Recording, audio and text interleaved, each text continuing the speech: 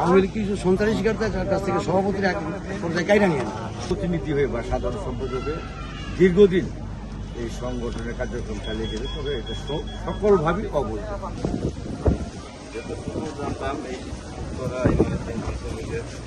প্রতিষ্ঠাতা মোহাম্মদ ছিল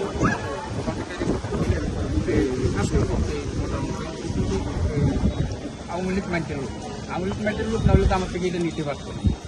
রাজধানীর উত্তরায় ইমারত নির্মাণ শ্রমিক ইউনিয়নের নিয়ন্ত্রণ জোরপূর্বক ছিনিয়ে নেওয়া এবং সাধারণ শ্রমিকদের জিম্মি করে চাঁদাবাজির অভিযোগ উঠেছে জহিরুল ইসলাম নামক এক ব্যক্তির বিরুদ্ধে।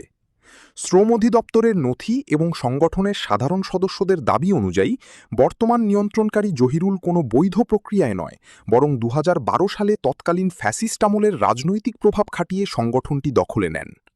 শ্রম অধিদপ্তরের নথিপত্র পর্যালোচনা করে দেখা যায়, উত্তরা ইমারত নির্মাণ শ্রমিক ইউনিয়নের বৈধ কমিটিতে আবুল বাশার সভাপতি এবং আব্দুর রহিম সাধারণ সম্পাদক হিসেবে নিবন্ধিত রয়েছেন।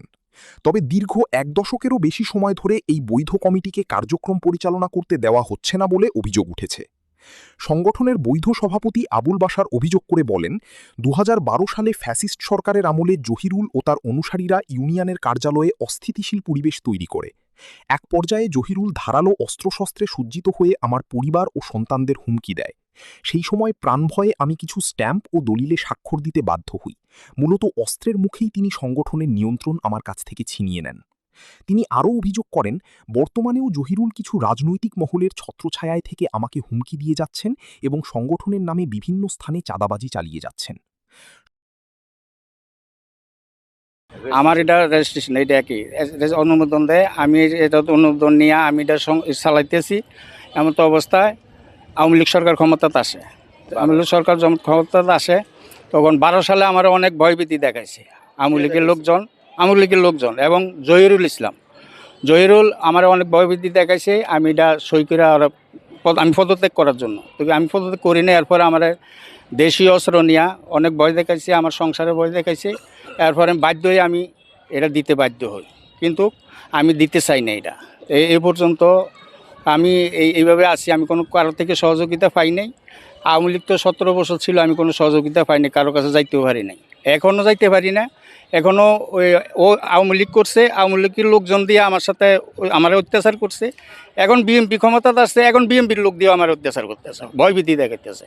এই জন্য আমি কারো কাছে মুখ ফুটে কিছু বলতে পারতেছি না। এই হলো আমার সমস্যা এবং দুঃখ। তাই এখন আপনাদের মাধ্যমে আমি সহযোগিতা সরকারের কাছে, আমি যেন আমার প্রতিষ্ঠানটা আমি ফিরা পাই। নীতি করি না, বিএনপি ম্যাম্পের আছি না, বিএনপি ম্যাম্পে আমি আছি, কিন্তু আমার এই সংগঠন কোনো রাজনীতির সাথে কোনো জড়িত না। এইটাই আমার শত্রুটা এই জায়গা থেকে শুরু হয়। আমারে অনেক সময় বলছে যে আপনি মিটিং মিছিংয়ে লোক দেন, আমি বলছি না, আমি দিতে পারবো না। আমার এটা রাজনীতির কোনো সম্পর্কতা নাই।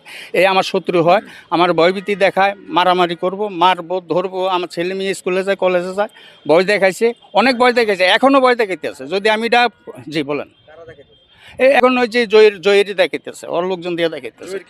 জয়ের হচ্ছিল তখন টাইস মিস্ত্রি ছিল, টাইস মিস্ত্রি। ওর এখনও টাইস মিস্ত্রি কাজ করে, কি এখন কি কথা আমি জানি না, ঠিক মতো জানি না। তো এইটা দিয়ে ও বহু মানুষের সাথে এই হুমকি দুমকি, মানে অনেক কিছু, অনেক লোকের অসম্মানী বেজ্জিতি করছে, মানে ও একমাত্র ওইটা সন্ত্রাসী করতেছে। আপনারা যাচাই করে দেখতে পারেন। না, আমি কোনো কিছু জমা দেই না। আমি তো বয়ে পলায় ছিলাম, কীভাবে দিব? সংগঠনের নাম হইল উত্তরা ইমারত নির্মাণ শ্রমিক ইউনিয়ন, 4065 হইল নাম্বার। আর আমি সভাপতি, আমার সেক্রেটারি মারা গেছে, ওনার নাম হলো রহিম, আমার নাম আবুল বাশার। হ্যাঁ, এখন সেই নামে আছে। আর তারা যদি কোনো 2 নম্বরই কইরা থাকে সেটা তো আর আমি জানি না। জি, আমি জোর করে নিছি, আমার থেকে জোর করে, খালি আমি একা আমার থেকে সই নিছে। আমার অনেক ভয়ভীতি দেখাইছে। না, আমি দিতে চাই না, কখনো দিতে চাইনি। আমি অনেক কষ্ট করে সংগঠনটা পাস করাইছি, অনেক কষ্ট করে। অনিয়ম তো করতেছে, অনেকে আমার কাছে রিপোর্ট দিচ্ছে, অনিয়ম করতেছে। ভাই আপনি এই সংগঠন ছেড়ে দিচ্ছেন, আপনি জান না ও এলাকার মধ্যে কোনো গণ্ডগোল হইলে ও সন্ত্রাসী করে, ঘুষ খায়, চাঁদাবাজি করে, অনেক কিছু করে। অনেকে আমার কাছে অভিযোগ দিছে না, যে এটা কথা না দিচ্ছে। এরকম তো মনে করেন, এই যদি বলেন যে প্রমাণ দেন, আমি প্রমাণ দিতে পারবো না। তো করতেছে, সংগঠনের কয়েকজন জ্যেষ্ঠ সদস্য জানান, ইমারত নির্মাণ শ্রমিক ইউনিয়ন মূলত শ্রমিকদের স্বার্থ ও নিরাপত্তা নিশ্চিত করার কথা থাকলেও জহিরুলের দখলে যাওয়ার পর থেকে কোনো শ্রমিকেরই উপকার হয়নি, বরং কোথাও কোনো শ্রমিকের পাওনা বা সমস্যা তৈরি হলে জহিরুল মালিক পক্ষের সাথে আতাত করে মোটা অঙ্কের টাকা নিয়ে বিষয়টি ধামাচাপা দিয়ে দিতেন। আবুল বাসার কাছ থেকে 200 টাকা সংগঠনটা নিয়ে প্রতিনিধি হয়ে বা সাধারণ সম্পাদকে দীর্ঘদিন এই সংগঠনের কার্যক্রম চালিয়ে গেলে, তবে এটা সকলভাবেই অবৈধ। আমরা যতটুকু জানি ওনার গ্রামের বাড়ি জামাল।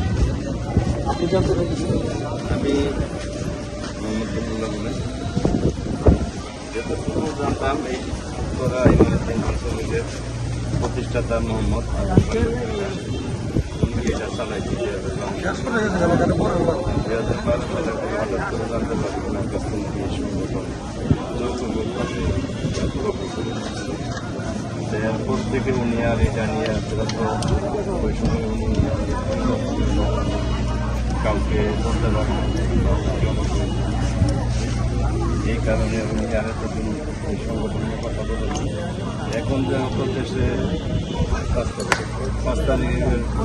5 আগস্টের পরে সবাই কথা বলতে পারে, এই কারণে উনি এখন তার আবার সংগঠন আবার উনি ফিরে চেষ্টা করেন।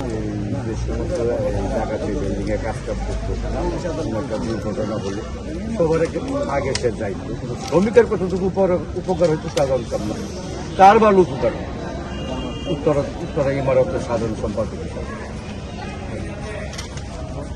বলেন আপনি এই সম্পর্কে কি জানেন? আমি লোকমুখে অনেক কিছু শুনেছি, যেমন আগে দুর্নীতি ভেজাল কোনো একটা জায়গায় কোনো ত্রুটি হইলে পরে ওনারা আগায় যেত, আগায় যা হেরম মালিক শ্রমিক দুইজনকে ব্ল্যাকমেল করে হেরে ওনাগরে ফাজাটা লুটে নিতে, কিন্তু আসলে শ্রমিকের ওনাগরটা তারা কোনোদিন উপকার হয়নি, এখন মালিকের উপকার হয়নি, উপকার যতটুকু ওনাগরে ব্যক্তিগত স্বার্থে উপকার হয়েছে। আর এটা দীর্ঘদিন ধরে চলে আসতে আসতে আমরা এখন এটা চাই।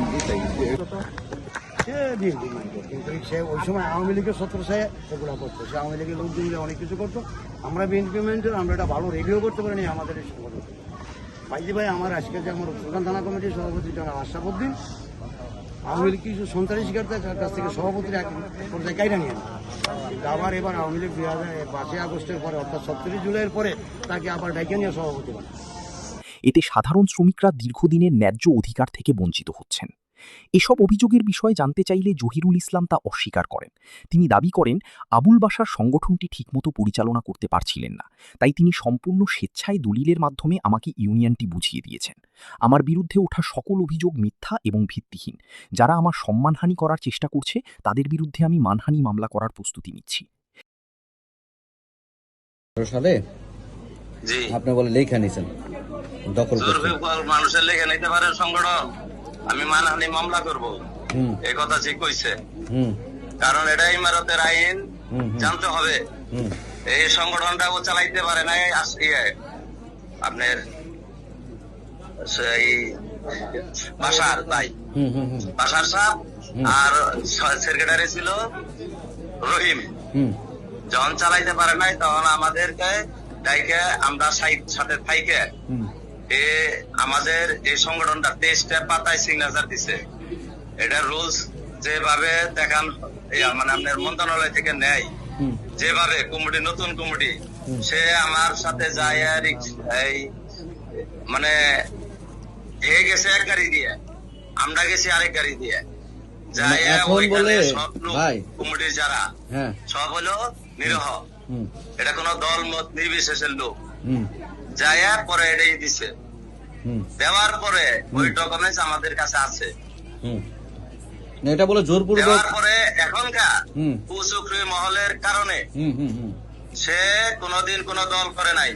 আমরা যারা এখানে আছি এই ক্যাবিনেটে যারা আছি তারা বিভিন্ন এই আওয়ামী লীগের সময় পলাই থাকছি আমরা, না হলেও আমরা 15 জন আছি ক্যাবিনেটের বিএনপির এখন সক্রিয়, আমরা এখনো এখানে আছি ভাই। এটা জোরপূর্বক কোনো কথা না, এটা আমি মানহানি মামলা করব।